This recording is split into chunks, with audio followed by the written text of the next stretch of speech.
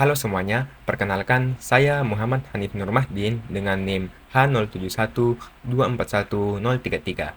Di sini saya adalah anggota dari salah satu kelompok mata kuliah Sistem Informasi Geografis, Program Studi Sistem Informasi Universitas Hasanuddin. Pada kesempatan kali ini, saya akan mempresentasikan secara komprehensif hasil dari tugas proyek mata kuliah Sistem Informasi Geografis yang diampu oleh Bapak Dr. Muhammad Hasbi. Proyek ini berfokus pada identifikasi dan klasifikasi objek pemetaan spasial. Kegiatan turun lapangan atau turlap ini telah kami laksanakan pada hari Sabtu 18 April 2026 yang memakan waktu kira-kira dari pukul 7 pagi hingga pukul 4 sore waktu Indonesia Tengah. Oke, sebelum masuk ke teknis software, sangat penting untuk memahami mengapa desa ini dipilih dan apa urgensi pemetaannya. Lokasi observasi kami berada di Desa Benteng Gajah, Kecamatan Tompo Bulu, Kabupaten Maros. Secara geografis, desa ini cukup luas, yakni mencakup 24,03 km kuadrat. Dengan wilayah seluas itu, desa ini dihuni oleh sekitar 1.000 jiwa yang berarti kepadatan penduduknya berada di angka 50-an jiwa per kilometer kuadrat. Desa ini secara administratif terbagi menjadi 4 RW dan 12 RT yang tersebar di 5 dusun yang berbeda-beda. Dusun itu ada Baloci, Harapan, Polewali, Sakeang, dan Kampung Panasah. Memetakan desa dengan variasi dusun yang menyebar luas tentu tidak bisa dilakukan secara serampangan. Tujuan utama kami di sini adalah mengubah data lapangan mentah tersebut menjadi informasi geospasial yang terstruktur agar kedepannya bisa digunakan untuk perencanaan pembangunan desa berbasis data. Oke, untuk mencakup area seluas itu dalam waktu 1 hari, metodologi yang kami gunakan itu harus efisien.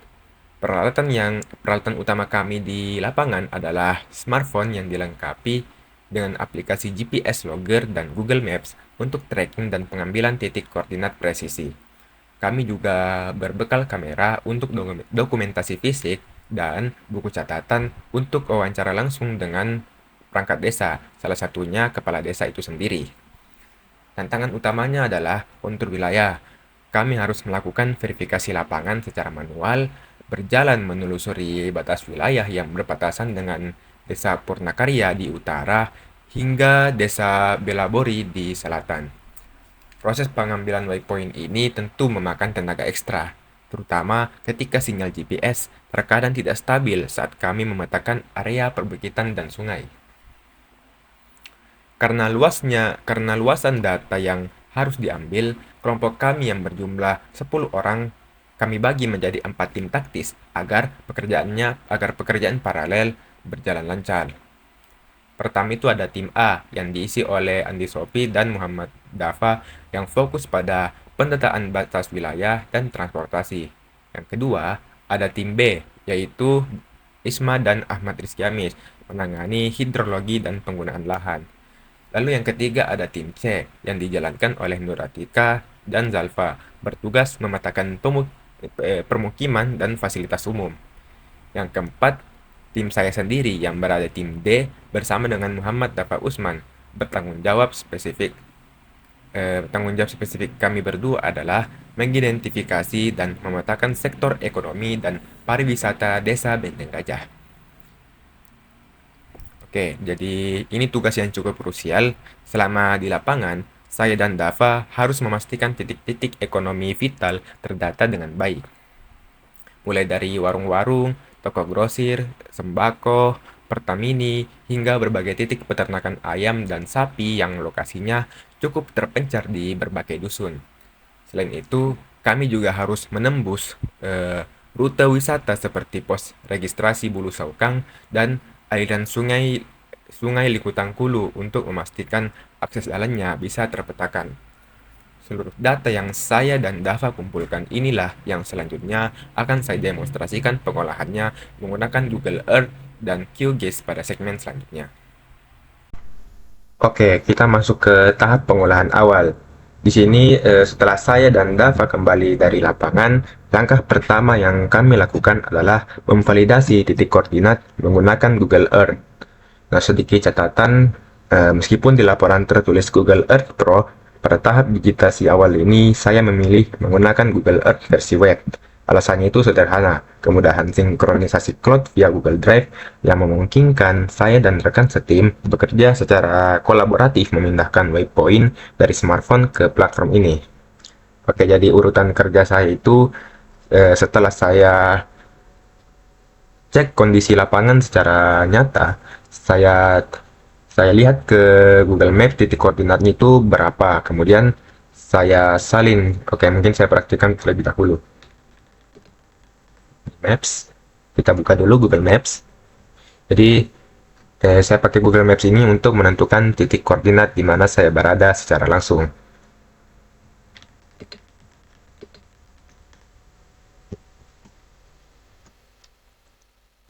Nah, oke, contohnya itu misal titik di sini, saya ambil titik di sini, kita buka.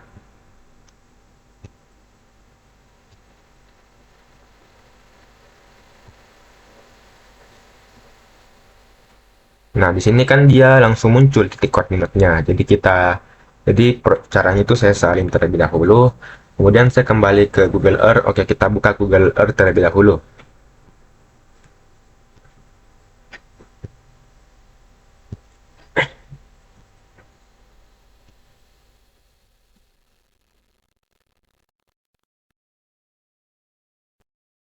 Oke, di sini sudah ada beberapa layer yang sudah saya buat sebelumnya, namun karena di sini saya ingin mempraktikkannya setelah saya salin tadi titik koordinatnya, kemudian saya cek juga di Google Earth, di titiknya itu di sebelah mana. Saya cocokkan, misal kalau saya ambil tadi itu Gunung Bulu saya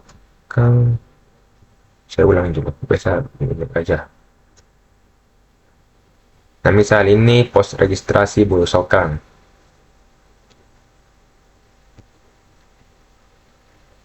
Harusnya di sini ada titik koordinatnya, tapi kita pilih di sekitarnya saja. Misal di sini. Nah, sebenarnya di Google Earth itu sudah ada, eh, sudah mirip seperti Google Maps, namun karena di sini tentunya ada beberapa titik yang belum ada eh, ikonnya seperti ini. Misal kita cari tadi, nah ini pos registrasi Bulu Sokang. Kalau di Google Maps ini adalah titik aslinya. Kemudian tadi saya geser sedikit di sini. Misal saya untuk caranya itu bisa kita klik ini, tambahkan penanda letak, atau bisa juga kita klik kanan, kemudian tambahkan penanda letak di sini. Nah, kita masukkan judul, misal pos registrasi Hulu Saukang. Sudah, kemudian kita icon ini kita defaultkan saja, atau kita juga bisa pilih icon lain karena ini adalah wisata alam. Mungkin kita bisa pakai polusi ya, mendaki. Nah, ini icon mendaki. Ukuran ikonnya kita default saja sedang.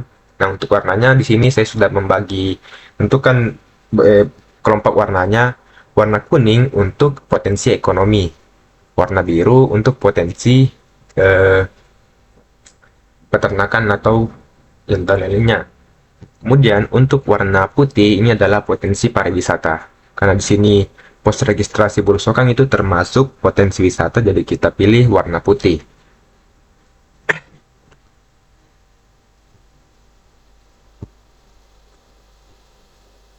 Untuk setelan lainnya kita biarkan default saja. Nah, sedangkan untuk titik koordinat tadi kita bisa, sebenarnya di sini sudah otomatis ada titik koordinatnya lintang dan bujur.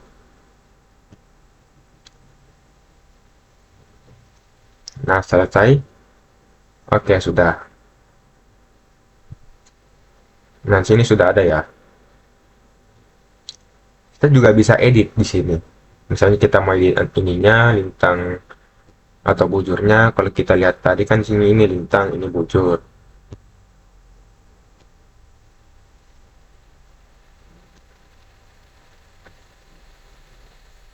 Misal kita edit nih, kita ambil lintang, salah.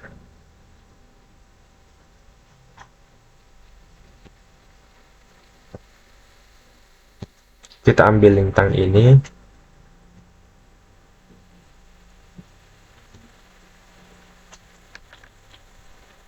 copy dan kita ganti di sini. Lalu bujurnya kita ambil juga dan kita ganti bujurnya. Kita klik selesai. Oke. Nah, di sini dia sudah tercatat ya. Pos registrasi bulu sokang.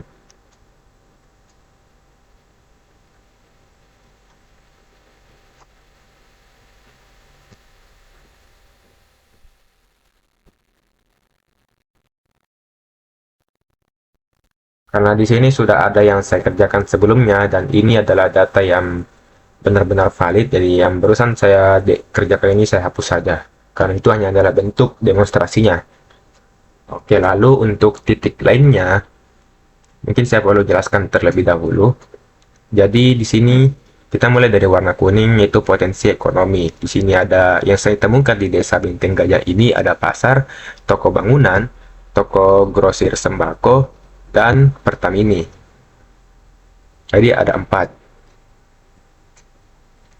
Untuk toko grosir sembakonya itu ada di sini. Lalu saya berjalan menyusuri jalan bersama rekan setim saya, Dava, dan menemukan di sini ada Pertamini. Kemudian saya catat lokasi titik koordinatnya di Google Earth. Lalu saya lanjut beberapa meter, saya menemukan toko bangunan. Saya catat lagi titik koordinatnya. Kemudian saya terus lagi. Nah, di sini saya bertemu dengan pasar. Saya catat titik koordinatnya. Namun sebelum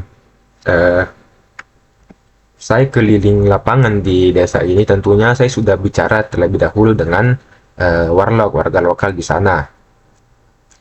Saya tanya, di sini ada apa saja? Saya perlihatkan Google Earth ini, kemudian dia tunjukkan di daerah sini ada toko sembako, di daerah sini ada peternakan, di daerah sini ada peternakan ayam, dan lain-lain.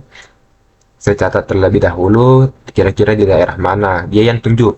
Misal di sini ada peternakan ayam. Nah, saya catat di sini. Kemudian barulah saya pergi ke lokasi ini untuk memvalidasi titik koordinat aslinya. Oke, kita lanjut ke berikutnya itu yang warna biru ada potensi ekonomis bagian peternakan.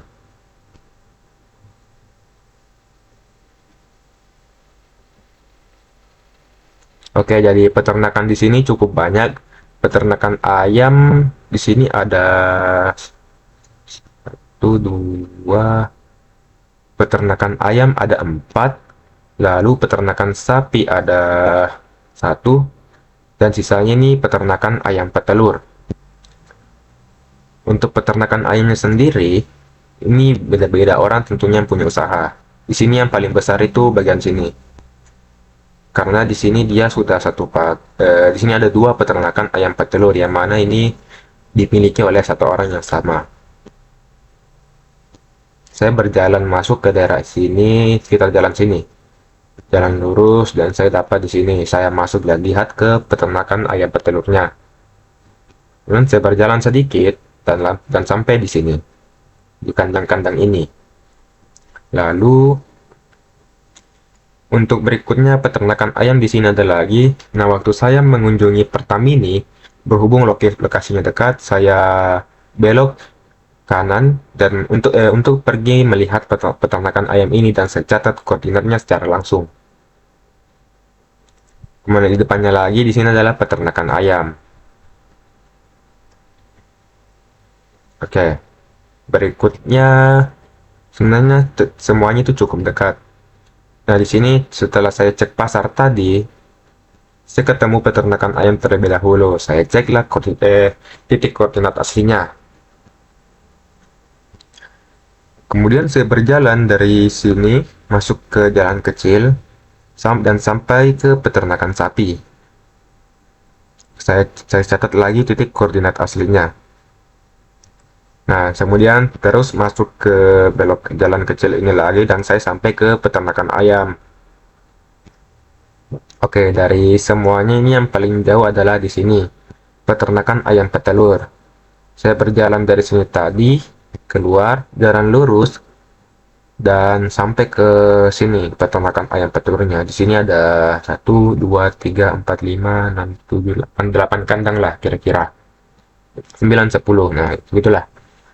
Oke, untuk peternakan mungkin sudah saya jelaskan semuanya. Selanjutnya kita ke potensi wisata. Jadi di sini yang saya dapat itu ada 4 potensi wisata dan tentunya sudah divalidasi oleh Warlock. Di situ yang saya tanyakan bahwa di sini wisatanya itu ada segini. Namun setelah saya wawancara bersama rekan setim saya merasa ada satu yang menurut dia bukan wisata, namun berpotensi untuk menjadi tempat wisata.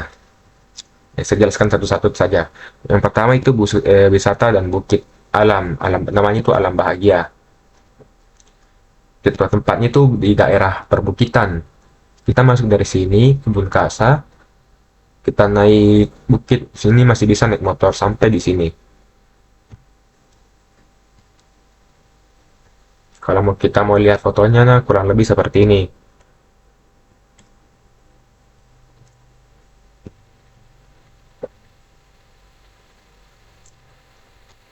Lalu selanjutnya Bulu Sokang, tentunya yang paling terkenal di Desa Benteng Gaji itu adalah Bulu Sokang. Walaupun orang-orang lebih mengenal Gunung Bulu Sokang daripada Desa Benteng Gajah itu sendiri. Kalau kita lihat Google Maps,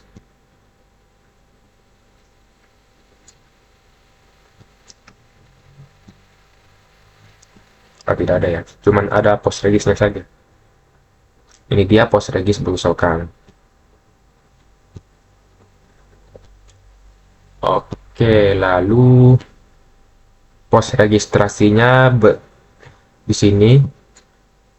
Nah, ini adalah daerah gunungnya. Pos registrasinya tentu di pinggir gunung. Kita masuk itu dari jalan sini. Kita masuk jalan kecil dan sampai ke pos registrasinya. Ini adalah sungai. Dan kita hanya sampai di sekitar sini saja. Karena daerah sini itu sudah masuk ke jalan pendakian. Dan terakhir, Sungai Likutangkulu. Mana itu?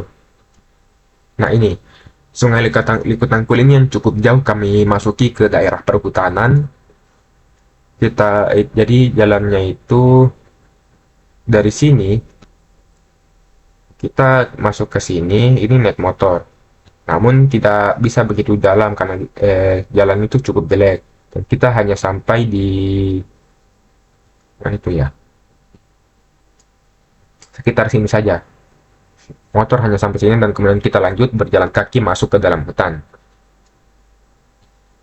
Sebenarnya ini sudah masuk sungainya, ini adalah Sungai Likutangkulu, namun eh, titik yang bisa menjadi potensi wisata menurut kami itu di daerah sini.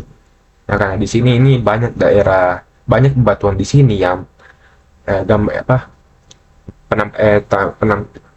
tampilan alam, tampakan alamnya itu sangat indah. Kalau saya cari di Google Maps,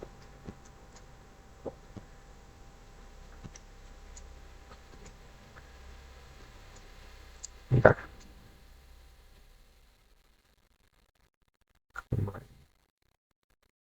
Hmm, bintang boleh gajah. Nah ini dia. Kalau kita lihat gambar-gambarnya di sini kan banyak batuan dan ada seperti air terjun mini. Oke, mungkin itu saja yang bisa jelaskan dari sini. Nah, setelah saya dapat semua titik koordinatnya di sini ada. Kemudian kita klik titik 3 ini. Oh bukan, di sini ya file untuk kita ekspor sebagai file KML. Nah, file KML inilah bertindak sebagai kunci untuk saya pindahkan data-data koordinat ini ke QGIS. Kita klik. Kita simpan di sini.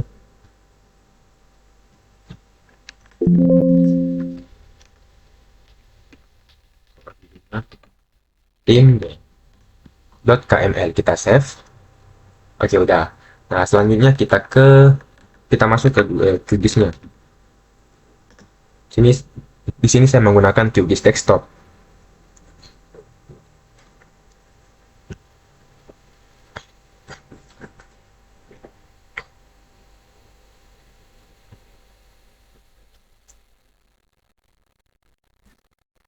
Oke, dari tampilan kosong ini kita klik project, kita klik open. Nah, ini. Bentar. Oke, dari tampilan kosong ini yang kita klik adalah layer ini ya, bukan project tapi layer, karena kita ingin memasukkan file.kml yang mana file itu berupa layer maps yang berisi titik koordinat di dalamnya. Kita klik layer terlebih dahulu, kita klik add layer dan add vector layer. Nah, dipastikan source type filenya ini tercentang ya. Lalu kita di source ini vector dataset, di sini ada titik 3, kita klik. Kita cari file.kml tadi yang setelah kita ekspor, kemudian open. Kita klik add. Kita select all dan kita klik add layer. Close. Namun karena saya sudah memiliki file project yang sudah jadi kita langsung saja buka.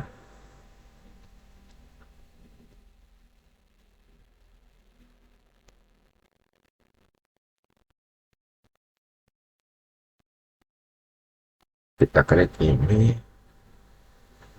Nah, di sini sudah ada banyak ya. Tadi titik-titiknya sudah kita masuk, semua titik koordinatnya. Di sini ada batas wilayah, pasar, pertamini, peternakan ayam petelur, peternakan sapi, pos registrasi bulu sokang, sungai Likutang Pulu, toko bangunan, toko grosir sembako, wisata dan bukit alam bahagia, dan sungai. Oke, kita lihat di sini ada sungai Likutang Pulu. Nah, titik-titiknya itu jadi kami tentukan warnanya ya. Di sini beda layer, beda warna tentunya untuk memudahkan visualisasi spasialnya. Untuk sungai sendiri kami menggunakan warna merah. Daerahnya itu ini ya, yang berliku-liku ini dan adalah sungai. Nah, ini tadi Sungai Likutang Polo, titik koordinat yang kami ambil dan kami pergi lokasinya secara langsung. Mungkin bisa kita ganti namanya terlebih dahulu agar rapi, karena di sini kan namanya panjang-panjang. Timde, Benteng Gajah Final, baru nama anunya. Kita ringin dulu semuanya.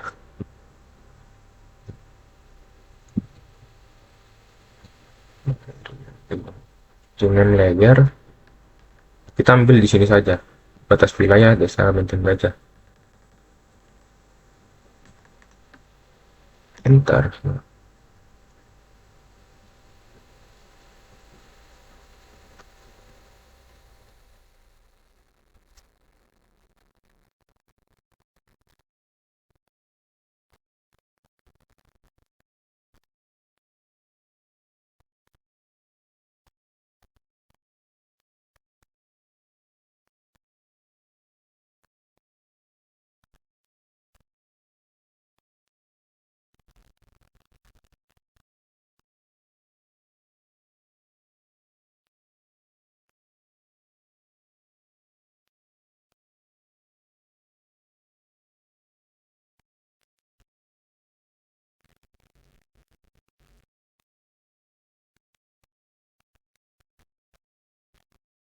Kita lihat ini namanya sudah berubah ya, sudah lebih rapi. Yang sebelumnya itu namanya sangat panjang.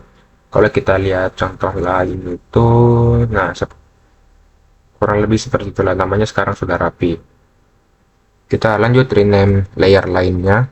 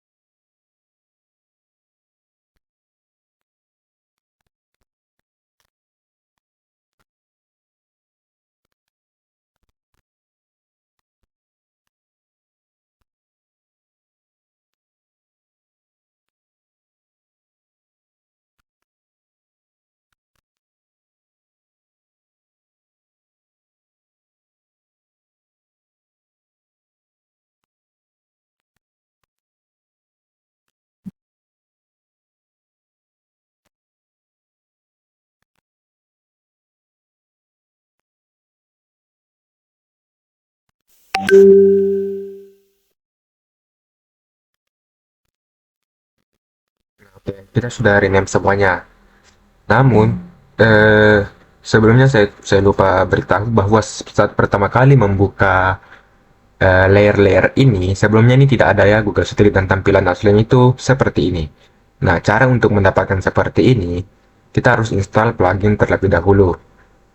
Untuk pluginnya kita klik ini, plugin, manage and install plugin, lalu, nah ini sudah terbuka, kita cari,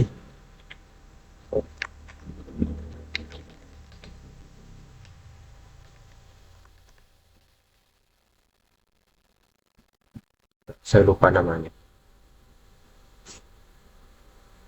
ini Map Service.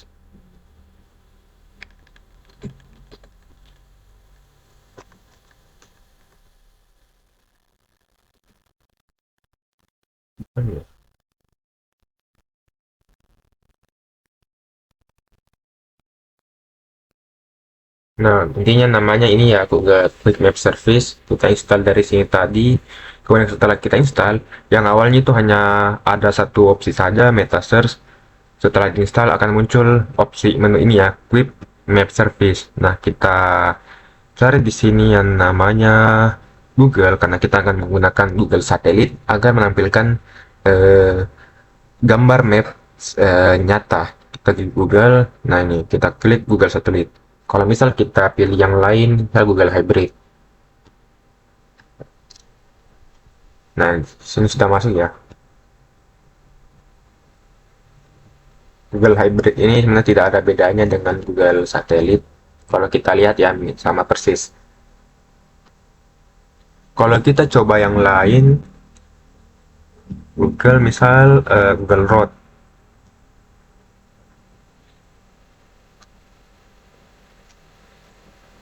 Sama ya, tidak ada bedanya.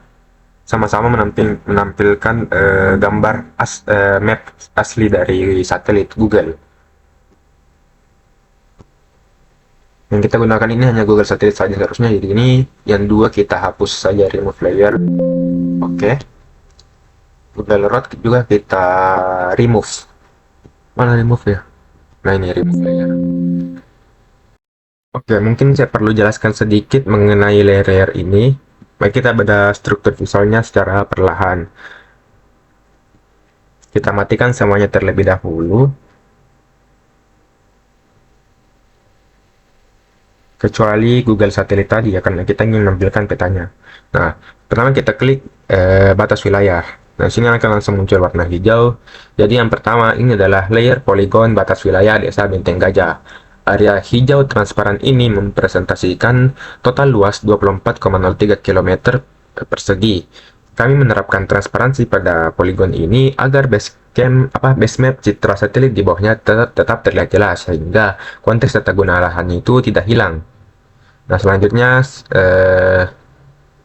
saya masukkan layer vektor bertipe point hasil turlapping dari tadi. Di sini ada layer peternakan ayam. Kita nyalakan semua peternakan ayam ya, peternakan ayam dan peternakan ayam petelur. Kita sekalian saja kita centang yang lainnya, peternakan sapi,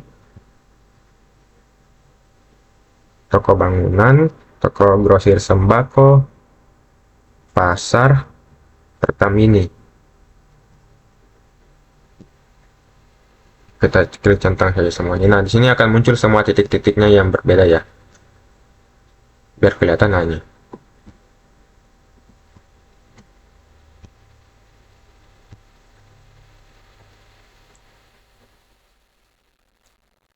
Nah, jadi di dalam SIG, peta bukan sekedar gambar. Jika saya membuka atribut table ini, Anda bisa melihat basis data di belakang setiap titik. Kolom-kolom ini berisi nama fasilitas, kategori, dan detail lainnya yang kami kumpulkan saat wawancara dengan warga. Inilah yang membedakan peta statis dengan sistem informasi geografis. Datanya hidup dan bisa di-query secara langsung. Kemudian, terakhir, untuk tahap klasifikasi visual, saya mengatur simbologi pada setiap layer. Kalau kita lihat di sini, ini memiliki warna yang berbeda-beda. karena tidak mungkin semua fasilitas ditandai dengan titik bulat berwarna yang sama. Itu akan membuat peta menjadi tidak terbaca. Oleh karena itu, saya melakukan kustomisasi. Titik ekonomi diberi palet warna tertentu. Setiap titik wisata alam seperti Bukit Alam Bahagia memiliki penanda visual yang distintif. Pengaturan proyeksi koordinatnya juga sudah disesuaikan agar akurat dengan wilayah geografi lokal. Proses inilah yang merangkum keseluruhan metodologi kami, dari observasi fisik di lapangan, verifikasi satelit, hingga menjadi visualisasi geospasial analitis.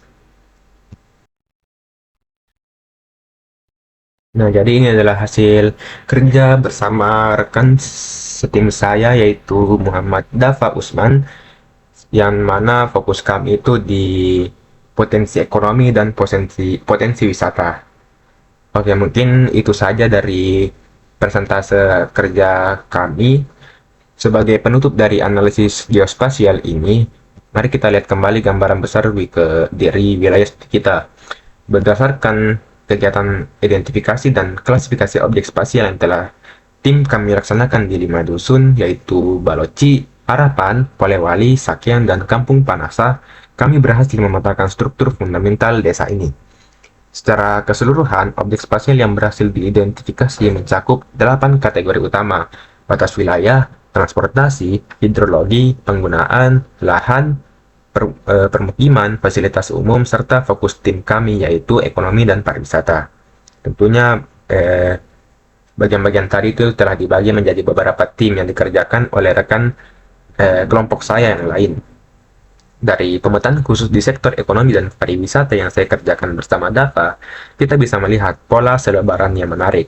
Fasilitas ekonomi komersial seperti pasar, pertamini, dan toko grosir terpusat di area pemukiman padat dan akses jalan aspal. Kita bisa lihat di daerah sini. Sementara itu, potensi unggulan desa ini justru terletak pada integrasi antara pariwisata alam dan agribisnis.